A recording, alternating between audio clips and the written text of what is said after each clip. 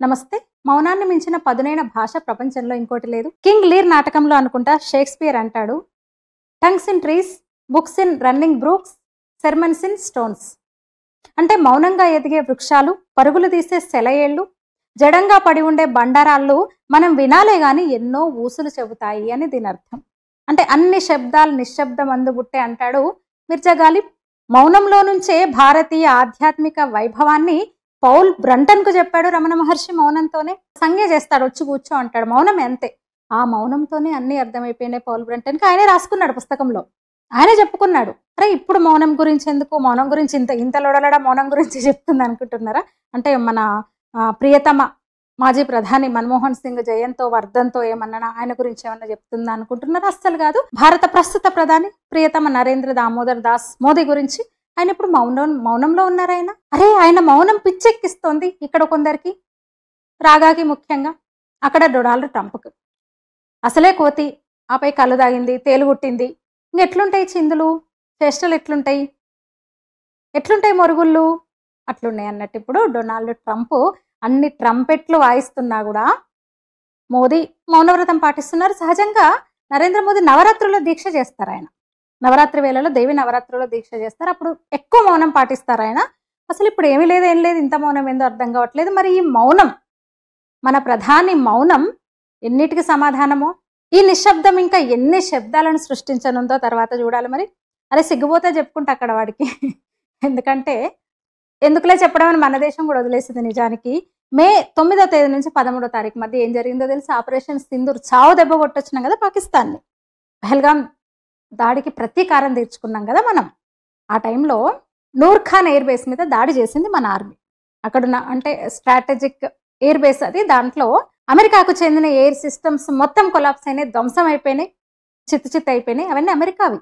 F-16 అలాగే air war చేసే విలువైన సామాగ్రి, ఆయుధ సంపత్తి మొత్తం ధ్వంసం అయిపోయింది అక్కడ. మొన్న మోదీ అన్నాడు పార్లమెంట్ లో, ఒక మాట మాట్లాడుతూ అన్నారు కదా, పాకిస్తాన్ లో ఎయిర్ బేస్లన్నీ కూడా ఇంకా ఐసీయూలో ఉన్నాయి, ఇంకా మరమ్మతులు కూడా చేసుకోలేదు. అది దిక్కుమాలిన దేశము, ఇంకా మరమ్మతులు కూడా చేసుకోలేదు, అట్లనే ఉన్నాయి.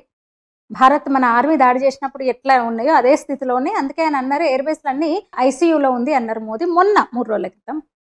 దీని మీదే ఆపరేషన్ సింధూర్ మీద చర్చ సందర్భంగా ఆయన అన్నాడు అనమాట. ఆ 3 రోజుల్లో ముఖ్యంగా 10, 11, 12 ఆ 3 రోజుల్లో అసలు భయంకరమైన విధ్వంసం జరిగింది. పాకిస్తాన్కి కాదు అమెరికాకు కూడా. అయితే భారత్ ఇంకా డిస్క్లోజ్ చేయట్లేదు. అట్లా అమెరికా అక్కడ మంచిగా పెట్టుకునే అన్ని కూడా దెబ్బతిన్నాయి అనమాట. ఆ మంట ఉంటుంది మరి ఆ కోతికి. అంతేకాదు మొన్న ఫిబ్రవరిలో మోదీ వెళ్ళినప్పుడు F-35 మేము కొనమని చెప్పేసిండు, ఖచ్చితంగా చెప్పేసిండు.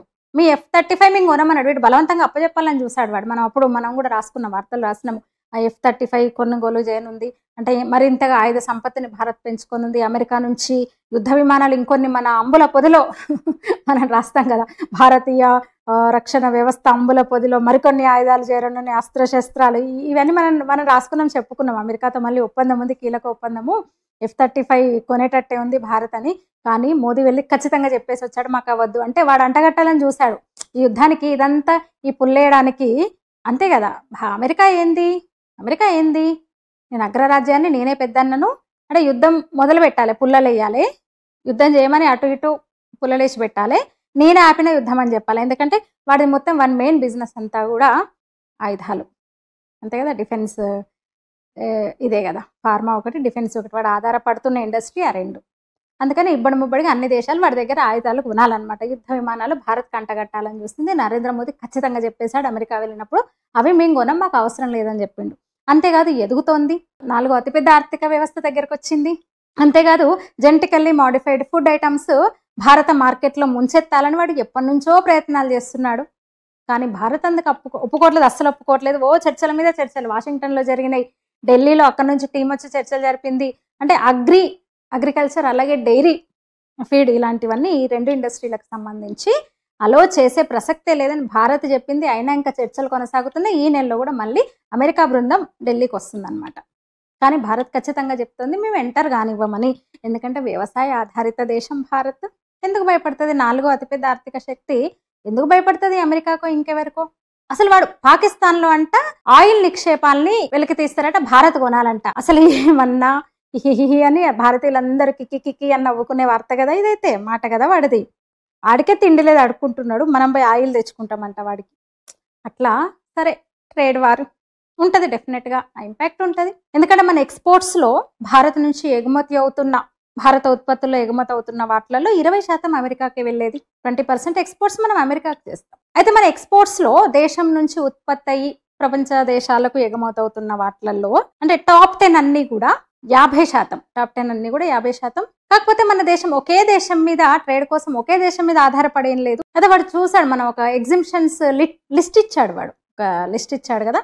అంటే ఎలక్ట్రానిక్స్, ఫార్మా, మరి ఫార్మా అలాగే, ఎందుకంటే ఫార్మా కూడా పెద్ద బిజినెస్ మనకు. జెనరిక్ మెడిసిన్స్, ఫార్మా మనం చాలా పంపుతాం అమెరికాకు. అందువల్ల ఉంటది మనకు ఆ ప్రభావం ఖచ్చితంగా ఉంటది. అంటే 40% ఉండొచ్చు, 60% ఉండొచ్చు అని చెప్తున్నారు నిపుణులు. ఇక వాడు ఇంకో మంటకు కారణం భారత్ రష్యా బంధం. నిన్న కూడా ఒక రూమర్ ఇదైంది. ఏంది? భారత్ రష్యన్ ఆయిల్ కొనడం లేదు, ఆపింది. కానీ ఆపలేదు. రష్యన్ నుంచి వస్తున్న చమురు షిప్పులు పోర్టుకు కొంచెం దూరంలో కొన్ని గంటలు నిలిపారనమాట. ఆలోగానే అమెరికాలోని మీడియా మొత్తం అందుకుంది. న్యూయార్క్ టైమ్స్, వాషింగ్టన్ పోస్ట్ వార్తలు వచ్చేసినాయి. ట్రంప్ ఒత్తిడి వల్లే రష్యా నుంచి ఆయిల్ కొనుగోళ్లను నిలిపేసిన భారత్ అని వాడు ట్వీట్ చేశాడు. ట్రంప్ అనేవాడు కూడా ట్వీట్ చేశాడు, నేనే ఆపానని నేను చెప్పడం వల్ల భారత్ రష్యా నుంచి ఆయిల్ కొనుగోలును ఆపేసింది, షిప్పులు ఆగిపోయినాయి అని రాశాడు. కానీ కాదు, కాసేపటికి షిప్స్ వచ్చినాయి, అన్ని ఆయిల్ వచ్చేసింది మనకి రష్యా నుంచి. అట్లా ఏది పడితే అది వాగుతుండు. చెప్పిన కదా, అసలే కోతి కళ్ళు దాగింది, నిప్పును దొక్కింది, తేలు గుట్టింది వచ్చి, ఇన్ని రకాలు ఇది ఉన్నప్పుడు ఎట్లుంటాయి ఆ చేష్టలు? పాకిస్తాన్లో ఆయిల్ నిక్షేపాలంట. మనం ఆయిల్ కోసం పాకిస్తాన్ మీద ఆధారపడే రోజు అస్సలు రాదు. వాడే తినడానికి తిండి లేదు, ఆ పరిస్థితి అస్సలు రాదు. 4వ అతిపెద్ద ఆర్థిక వ్యవస్థ మనం ఇప్పుడు. అమెరికా ఓడు భయపెట్టినా భయపడే స్థితిలో ఇప్పుడున్న నయా భారత్ లేదు. మళ్ళీ చెప్తున్నా, శక్తివంతమైన నాయకుడు ఈ భారత్ని ఇప్పుడు పాలిస్తున్నాడు, భారత్ను ముందుకు తీసుకెళ్తున్నారు. ఆ దేశాలకు ఏమంటారు, ఆ ఉడత ఊపులకు, తాటాకు చప్పుళ్లకు, బెదిరింపులకు, ఈ కామెడీ, వాడు అసలు ఎంత కామెడీగా మాట్లాడుతున్నాడు. అసలు రష్యా నుంచి మనం చమురు కొనొద్దంట. ఇక ఇక్కడున్న వాళ్ళు అందుకున్నారు, వాళ్ళు ఆడిచ్చినట్టు ఆడే. అంటే ఈ కాంగ్రెస్ పార్టీ, ఆ కుటుంబము తరతరాలుగా ఈ దేశానికి ఎంత నష్టం చేసిందో చాలా వీడియోలు చేశాను నేనైతే, చాలా వీడియోలు చేశాను. రీసెంట్గా కూడా మాలేగావ్ పేలుళ్ళ తీర్పు సందర్భంగా కూడా చేసిన. ఎంత చేసిందో మీరు ఆ వీడియోలు చూడొచ్చు. ఇప్పుడు రాహుల్ గాంధీని మనం వర్తమానంలో చూస్తున్నాం, వాళ్ళ పూర్వీకులు, వాళ్ళ ముందు తరాలు కాదు. రాహుల్ గాంధీ ఏం చేస్తున్నాడో మనం చూస్తున్నాం. పార్లమెంట్లో అనాలంట, ఎందుకు అనాలి? అమెరికా గురించి ఎందుకు ఖండించాలి, ఎందుకు ప్రకటన చేయాలి? అసలు మోదీ చాలా మంచి పని చేస్తున్నాడు కామ్గా ఉండి. అసలు ఈయన మౌనమే వాడికి ఇంకా కోపం తెప్పిస్తుంది, పిచ్చెక్కిస్తుంది వాడికి. మాట్లాడక్కర్ నోరు మీదేసుకొని ఏది పడితే అది వదలాల్సిన అవసరం లేదు కదా, చేసేది చేస్తాం అంతే కదా. చెప్పిన కదా, మౌనమే మంత్రము, మౌనమే ఆయుధం ఇప్పుడు మనకి ప్రధాని ఆ మౌనమే పాటిస్తున్నాడు. వ్యూహాత్మక మౌనం అది. ఎందుకు తొందరపడ్డాం, ఎందుకు పెట్టుకోవడం? కన్నింగ్ కంట్రీ ఉంది, వాడికి బలం ఉంది. ఏంటి, మంచిగా చెడు చేసే దేశం అది. ప్రపంచంలో ఎక్కడ ఏది జరిగినా అంటే నాశనకారి, విధ్వంసకారి అమెరికా అనేది కదా. అంత బిజినెస్ కావాలి, కమర్షియల్ కంట్రీ, అన్నిటికీ కూడా పెత్తనం చేయాలని చూసే కంట్రీ. ఎన్ని దేశాలను ఏ విధంగా అక్కడ ప్రజాస్వామ్యాన్ని, అక్కడ ప్రభుత్వాన్ని కుప్పగూల్చింది, ఇవన్నీ తెలుసు కదా మనకు. మరి ఎందుకు పెట్టుకోవడం వాడితో? ఇప్పుడు భారత్ ఏం భయపడక్కర్లేదు, వాంతో ఎందుకు పెట్టుకోవడం, ఎందుకు గొడవ? పెద్ద దేశమే ఒప్పుకొని తీరాలి కదా, ఉంది బలం ఉంది, అంతో ఇంతో ఉంది కదా వాడి దగ్గర. ఎందుకు గొడవ పెట్టుకోవాలి, ఎందుకు తిట్టాలి వాడిని? పార్లమెంట్లో వేదికగా మోదీ ఎందుకు తిట్టాలి అమెరికాను, ట్రంప్ను? అసలు ఏం మాట్లాడుతున్నాడు ఈ రాహుల్ అనే ఇంకొక తిక్క నాయకుడు ఇక్కడ? మన వాళ్ళు మంచి స్టేట్మెంట్ ఇచ్చారు, చూసిండ్రు కదా. మెచ్యూరిటీ పాలిటిక్స్ అది, వ్యూహాత్మక అడుగు. నేను ఇంత మరుగుతున్నా నా దిక్కు చూస్తలేడేందని ఇంకా వాడికి అసలు ఇంకా మండిపోతుంది వాడికి. ఇటు వేగం పెంచుతలేడు, వేగం తగ్గిస్తలేడు, స్థిరంగా ముందుకెళ్తున్నాడు. మౌనం, ఏమీ అనట్లేదు కాబట్టి వాడికి అసలు ఏం తోస్తలేదు. ఎందుకంటే అన్ని దేశాల వాళ్ళందరూ కూడా, ప్రపంచ దేశాధినేతలందరూ కూడా ఫోన్ చేసి బతలాడుకుంటున్నాయి. ఈయన మౌనంగా ఉన్నాడు, ఏం అంటలేడు, ఏది అంటలేడు. నువ్వెంత, నీ లెక్కెంత అంటలేడు, అమెరికా ఏంది, ట్రంప్ ఏంది, నువ్వెంత అంటలేడు, అయ్యో బాబా ప్లీజ్ అని కూడా అంటలేడు, మౌనంగా ఉన్నాడు. అంత ప్రమాదకరమైన మౌనం ఇప్పుడు అమెరికాకు భారత ప్రధాని మౌనం. చెప్పిన కదా, అక్కడున్న జెనెటికల్లీ మోడిఫైడ్ ఫుడ్ ఐటమ్స్ తేవాలని చాలా ట్రై చేస్తుంది. ముఖ్యంగా వ్యవసాయ ఆధారిత దేశమైన భారత్లో అగ్రి అలాగే డైరీ వీటిలలో వేలు పెట్టాలని చూస్తోంది. భారత్ ముందు నుంచి కూడా స్ట్రిక్ట్‌గా ఉంది. అది కూడా కాలుతోంది వాడికి. మామూలుగా కాలుతలేదు. అసలు ఎంత కన్నింగ్ కంట్రీ, ఎంత దుష్ట కంట్రీ అంటే, వాడు మొన్న కూడా సాఫ్ట్‌వేర్ దీనికి సంబంధించి కూడా కదా! భారతీయులను తీసుకోవద్దు అన్నాడు. తీసుకొని ఒక ఆజ్ఞ ఇచ్చాడు గానీ అంత సీన్ లేదు. అమెరికాలో భారతీయులు లేకుండా నడవదు అమెరికా అంతే. జపాన్ మీద కూడా జపాన్ మీద ఎలాంటి కండిషన్స్ అంటే, అమెరికాలో ఉన్న వాడి కంపెనీల మీద ప్రాఫిట్ వస్తే దాన్ని వెనక్కి తీసుకెళ్ళొద్దంట. అక్కడే ఉండాలి. ఒప్పుకుంది ఏం చేస్తుంది మరి? ఇండోనేషియా, ఫిలిప్పీన్స్, థాయిలాండ్ ఇలాంటి దేశాలన్నీ కూడా లొంగిపోయినాయి పాపం వాడి కండిషన్స్‌కి.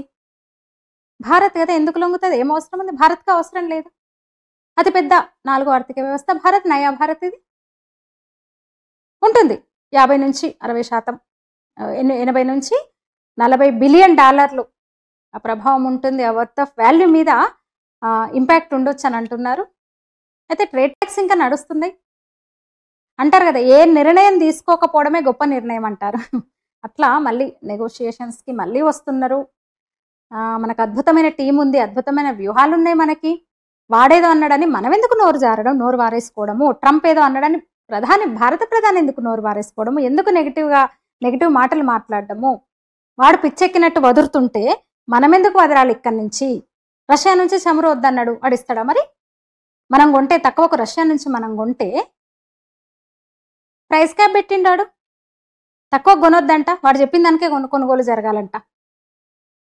విచిత్రం ఏంటంటే రిఫైన్ చేసిన క్రూడ్ ఆయిల్ మాత్రం కొనొచ్చంట. రష్యాదే కదా అది కూడా. అసలు ఎన్ని వేధింపులు అంటే ఆ దుష్ట కంట్రీ. నయార్ అనే ఒక కంపెనీ రష్యాది. అసలు సాఫ్ట్వేర్ని బ్లాక్ చేసేసాడు అమెరికాడు. వాళ్ళ ఎంప్లాయీస్ కూడా మెయిల్ చేయలేని పరిస్థితి. చేయలేదు ఇప్పుడు. అందుకే కదా మనం ఎవడి మీద ఆధారపడొద్దు. అదే కదా ఆత్మనిర్భర్. బేసిక్గా చెప్పేది ఏంటంటే, మనం ఎదుగుతుంటే వాడికి నచ్చలేదు, అంతే కదా. మనం ఎదుగుతుంటే అవతలవాడికి నచ్చదు. భారత్ ఎదుగుతుంటే వాడికి నచ్చట్లేదు. సరే, ఇతర దేశాల సంగతి, ఆ ఏడుపులు ఇవన్నీ పక్కన పెడితే, అంతర్గతంగా ఎన్ని ఇష్యూస్ ఉన్నా దేశం తరపున కదా నిలబడాలి. ఇక్కడున్న ప్రతిపక్ష నేత ఏం మాట్లాడుతున్నాడు? డెడ్ ఎకానమీ ఎవరిది? భారత్ది డెడ్ ఎకానమీ అంటే ట్రంప్ చెప్పింది కరెక్ట్ అంట. ఈడ కూర్చుండి రాహుల్ గాంధీ అనేవాడు మాట్లాడతాడు. అమెరికా అధ్యక్షుడేమో అక్కడ పిచ్చెక్కినట్టు వ్యవహరిస్తున్నాడు. ఆ పిచ్చి ఎక్కించుకొని ఇక్కడ ఈయన మాట్లాడుతున్నాడు. కానీ చాలా ఇంప్రూవ్మెంట్ కనిపిస్తుంది. ఆత్మనిర్భర్ దిశగా భారత్ వెళ్తుంది. ప్రొడక్ట్ ఇంటెన్సివ్ స్కీమ్ అని ఒకటి పెట్టింది కేంద్ర ప్రభుత్వం. అంటే కొన్ని సెలెక్టివ్ సెక్టార్స్లో ఉత్పత్తి చేస్తే, మ్యానుఫ్యాక్చర్ మొదలు పెట్టేస్తే ఎగ్జంప్షన్స్ ఇస్తుంది. అవి కూడా యూఎస్కి ఎక్స్పోర్ట్ అవుతుంది. ఎక్స్పోర్ట్ చేయగలుగుతున్నాం మనం. ఇలాంటివి ఎవరు మాట్లాడరు, అసలు మీడియాలో మాట్లాడరు. రాహుల్ గాంధీ అనేవాడు మాట్లాడు. మనోళ్ళకి అవి ఎక్కువ అలాంటి పాజిటివ్స్ వద్దు, మనకి ఎంతసేపు నెగిటివ్ కావాలి. వాడెవడో కూస్తే వాడిని సపోర్ట్ చేస్తే ఇక్కడ మాట్లాడాలి. మీడియా అట్లనే తయారైంది, విపక్షాలు అట్లనే తయారైనాయి.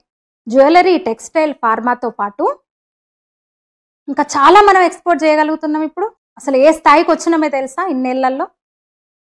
సరే, చైనా నుంచి, తైవాన్ నుంచి ఇంకా స్మార్ట్ ఫోన్లు మనం తెచ్చుకుంటున్నామేమో, కానీ మార్పు 5-10 ఏళ్లలో వచ్చేది కాదు కదా. ఇంత వెలగబెట్టింది వీళ్ళే కదా. 60 ఏళ్ళుగా వెలగబెట్టింది ఎవరు మరి? కానీ ఆ మార్పు కనిపిస్తోంది మనకిప్పుడు. దశాబ్దాలు పడుతుంది.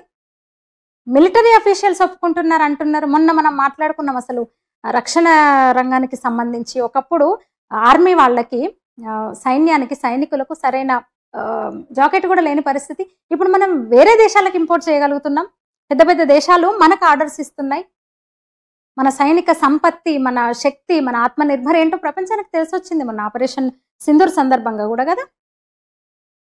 మిలిటరీ ఆఫీసర్స్ అంటున్నారు. నిజంగానే వాడు మన మీద అంత దెబ్బతీస్తే, ఇలాంటి ఆంక్షలు పెడితే ఇంకా కసి పెరగాలి కదా, మనకు పెరుగుతుంది కదా, ఇంకా పెరగాలి కదా.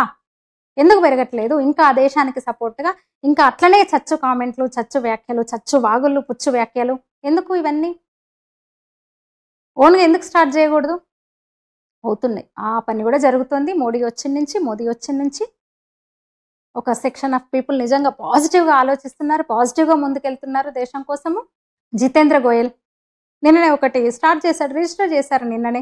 జెట్ ఇంజన్ ఎందుకు తయారు చేయొద్దు మనమే అనేసి. ఎన్ని ప్రయోగాలు చేస్తున్నారు ఆయన. మనం అడిగితే, జెట్ ఇంజన్స్ అడిగితే 35-40 ఒప్పందం చేసుకుంటే 2 ఇచ్చాడు వాడు. కావాలని డిలే చేస్తున్నాడు అమెరికా వాడు. 2 ఇచ్చాడు ఇంతవరకు. కావాలని ఆలస్యం చేస్తూ వస్తున్నాడు. ఎందుకు వాడి మీద డిపెండ్ అవడం ఇలాంటప్పుడు? ఇలా ఎన్నో విషయాలు, అన్నీ కొన్ని బయటకు మాట్లాడలేం కూడా. అంత పాజిటివ్గా వెళ్తున్న ఇండస్ట్రియలిస్టులు నిజమైన భారతీయులు, భారతీయ వ్యాపారవేత్తలు, భారతీయ వాణిజ్యవేత్తలు, దేశభక్తులు కూడా ఉన్నారు.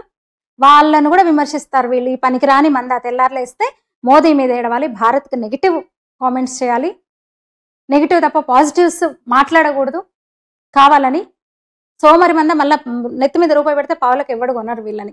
Rahul Gandhi and co example Rahul Gandhi. ఇప్పుడు ఈ సందర్భంలో రాహుల్ గాంధీ ఏమన్నా మాటలేనా అవి? ఎవరిది డెడ్ ఎకానమీ? అలా పాజిటివ్ గ్రూప్ కూడా ఉంది, వాళ్ళ పరిశ్రమ వాళ్ళు చేస్తున్నారు. ఎందుకు తిట్టాలి ట్రంప్ అనేవాడిని? ఎందుకు తిట్టాలి ఇప్పుడు మోదీ? ఇక్కడ ఎందుకు మనం తయారు చేసుకోకూడదు? ఇంత జనాభా ఉంది, ఇన్ని అవకాశాలు ప్రభుత్వం ఇస్తుంది, ఇన్ని మానవ వనరులు ఉన్నాయి మనకు సరిపడా. ఆ దిశగా దేశం వెళ్తోంది కదా, కేంద్ర ప్రభుత్వం ప్రోత్సాహకాలు ఇస్తుంది, అందిపుచ్చుకుంటున్న పారిశ్రామికవేత్తలు కూడా ఉన్నారు. మొన్న కూడా అక్కడ ఈ అమెరికాలో భారతీయులను తీసుకోవద్దు, దీని మీద కూడా కొంచెం టెన్షన్ పడుతున్నారు. అంత సీన్ లేదు. అక్కడ వాడు 100 చెప్తాడు, కంపెనీలు వద్దంటే కుదరదు, అక్కడ అయ్యే పని కాదు వాడికి, వీళ్ళేంది వాడికి నడవదు. అక్కడ హార్డ్ వర్కింగ్ నేచర్ ఇండియన్ ఇంజనీర్స్కి ఉంది. వాడి ఆ మాటలు కూడా పిచ్చి మాటలు, వాడి అంత ప్రభావం మన మీద ఏమి పడదు. వాడే పిచ్చోడు అంటే వాడిని మించిన పిచ్చోడు ఇక్కడ మనకు తయారైండు. బయటోడు అన్నాడంటే అర్థం ఉంది, ఇంట్లోడు కూడా ఆ మాటలు అంటున్నాడు, చాలా నెగిటివ్ కామెంట్స్ చేస్తున్నాడు. అర్థం చేసుకోండి. ఆ పార్టీ ఆ కుటుంబం అంతే. ఇప్పుడు బాధ్యత తీసుకుని ఇంకా 1 year అవ్వలేదు కదా ట్రంప్, ఇంకా 1 year అవ్వలేదు, కానీ అక్కడ కూడా తిరుగుబాటు మొదలైతే చూడండి. వాడు వచ్చిందే ఎన్నికల్లో ప్రచారంలో హామీ ఇచ్చిన, అంటే ముఖ్యమైన హామీ ఏంటి? ఇన్ఫ్లేషన్ తగ్గిస్తాను కదా, ద్రవ్యోల్బణాన్ని తగ్గిస్తాను నేనని వచ్చాడు.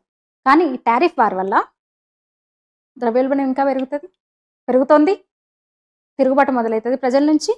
మొత్తానికి ఆ 4 రోజులైతే ఏదో జరిగింది. మే 10 నుంచి 12వ తేదీల మధ్య, 9 నుంచి 13వ తేదీల మధ్య ఏదో గట్టిగానే జరిగింది. కోలుకోని దెబ్బ తగిలింది. కోలుకోలేని దెబ్బ భారత ఆర్మీ నుంచి అమెరికాకు తగిలింది. ఆ 4వ అతిపెద్ద ఆర్థిక వ్యవస్థను డెడ్ ఎకానమీ అంటున్నాడు. వాడు ఆ మాట అన్న తర్వాత నిజమే, ట్రంప్ అన్నది నిజమే అని రాహుల్ అన్న రోజే వాడు ఆ మాట అన్న తర్వాత తెల్లారి రాహుల్ గాంధీ కూడా అందుకున్న తర్వాత డెడ్ ఎకానమీ భారత్ది అన్న తర్వాత అదే రోజు IMF 6.4 GDP భారత్ అని చెప్పింది. అంటే మంచిదే. అంటే ఎంత వేస్ట్ ఫెలోస్ ఉన్నా చూడండి. వాడొక వేస్ట్ ఫెలో అంటే ఇక్కడ ఒక వేస్ట్ ఫెలో. వాడికి నష్టం జరిగింది కాబట్టి ఆపరేషన్ సింధూర్ సందర్భంగా కానివ్వండి, వాడి యుద్ధ విమానాలు మనం కొనమని ఖచ్చితంగా చెప్పడం కానివ్వండి, రష్యాతో ఉన్న బంధము ఇదెంత అని 2 అగ్రదేశాలు కలిసిపోయి వాడిని ఎదిరిస్తున్నది కానివ్వండి, అంతకంతకు భారత్ ప్రపంచంలో ఒక గొప్ప శక్తిగా ఎదుగుతుండడం కానివ్వండి, ఆర్థిక శక్తి ఆర్థికంగా అన్ని విధాలుగా ఎదుగుతుండడం కానివ్వండి, ఇవన్నీ సహజంగానే వాడికి మంట పుట్టినాయి. అందుకని పిచ్చెక్కింది వాడికి. ఇక్కడున్నోడికి ఏమైంది? వాడి ఇగో హట్ అయింది. అందులో ఫోన్ కూడా చేస్తలేడు మోదీ, ఏం మాట్లాడతలేడు, నోరు తెరిచి. డెడ్ ఎకానమీ అన్నా కూడా ఏమీ బదిలివ్వలేదు, కనీసము ఫోన్ కూడా చేయలేదు. అందరూ ఫోన్ చేసి అయ్యా అని బతలాడించుకుంటే ఫోన్ కూడా చేయట్లేదు. భారత ప్రధాని నరేంద్ర మోదీ మౌనం పాటిస్తున్నారు ఆ విషయంలో. అక్కడ పిచ్చోడు పిచ్చి ఇక్కడ ఉన్నోడు కూడా అంటుకుంది. ఇంకో పిచ్చోడు తయారైనాడు ఇక్కడ. అసలు వాడికన్నా ఇక్కడ ప్రమాదకారి. ఇదే ప్రశ్న. ఎందుకంటే ట్రంప్ ఏమన్నాడు? డెడ్ ఎకానమీ భారత్ అన్నాడు. వెంటనే అందిపుచ్చుకున్న మన యువరాజు కూడా అదే మాట అన్నాడు కదా. ఇదే ప్రశ్నను ఆర్టిఫిషియల్ ఇంటెలిజెన్స్ ప్లాట్ఫామ్స్ కొన్నిటిని అడిగితే ఏం చెప్పినాయో తెలుసా? భారత ఆర్థిక వ్యవస్థ పతనమైందని నిజమేనా అని అడిగితే ChatGPT ఏమన్నదో తెలుసా? భారత ఆర్థిక వ్యవస్థ పతనం కాలేదు, అది డైనమిక్, అత్యంత వేగంగా అభివృద్ధి చెందుతున్న వ్యవస్థ అన్నది. లేదు భారత్ది డెడ్ ఎకానమీ కాదు, ప్రపంచంలో వేగంగా అభివృద్ధి చెందుతున్న ఆర్థిక వ్యవస్థ అని గ్రోక్ కూడా అదే అన్నది. భారత ఆర్థిక వ్యవస్థ వేగంగా వృద్ధి చెందుతుంది, అత్యంత వేగంగా అని జెమిని అన్నది. మెటా AI అలాగే కోపైలట్ కూడా ఇదే ఆన్సర్ ఇచ్చినాయి. ఇట్లా వాస్తవం ఇట్లా ఉంటే, నిజం ఇట్లా ఉంటే, ఒకడేమో అక్కడ అధికారంలో ఉండి మరొకడు అధికారంలో లేక పిచ్చి పిచ్చిగా మాట్లాడుతూ వాడి దేశం పరి వాడు తీసుకుంటున్నాడు. చెప్పిన కదా వీడు ఇట్లనే పిచ్చిగా. ఇంత పిచ్చోడు, ఇంత పిచ్చి అధ్యక్షుడు అసలు అమెరికా చరిత్రలోనే లేడు. ట్రంప్ వాడు యుద్ధాలకు వ్యతిరేకం, వాడు భారత్తో మంచిగానే ఉంటున్నాడు కదా అని భారతీయులు కూడా కోరుకున్నారు. కానీ అసలు వీడి పిచ్చి చేష్టలకు విసుగొస్తుంది వాళ్ళకు కూడా. అక్కడ ఎప్పుడు టైం వస్తుందో బుద్ధి చెప్దామని చూస్తున్నారు. భారత్లో ఇంకా ఈయనకు, ఈ యువరాజుకు అట్లా ఇంత జరుగుతుంటే మన భారత ప్రధాని మాత్రం మౌనంగా ఉండి అన్ని చూస్తున్నాడు. మరి ఆ మౌనం వెనుక ఎన్ని సమాధానాలు ఉన్నాయో అవతలకు తెలుస్తాయి అనుకుంటా. డెఫినెట్గా ప్రత్యర్థికి అర్థమయ్యే ఉంటాయి. గాలిబ్ అన్నాడు అన్ని శబ్దాలు నిశ్శబ్దం అందుబుట్టే అని. నిజంగా ఈ నిశ్శబ్దం వెనుక ఎన్ని శబ్దాలు వస్తాయో మరి చూడాలి. ఈ వీడియో మీద మీ అభిప్రాయం తెలియజేయండి, లైక్ చేయండి, షేర్ చేయండి, ఛానల్ని సబ్స్క్రైబ్ చేయండి. ధన్యవాదాలు.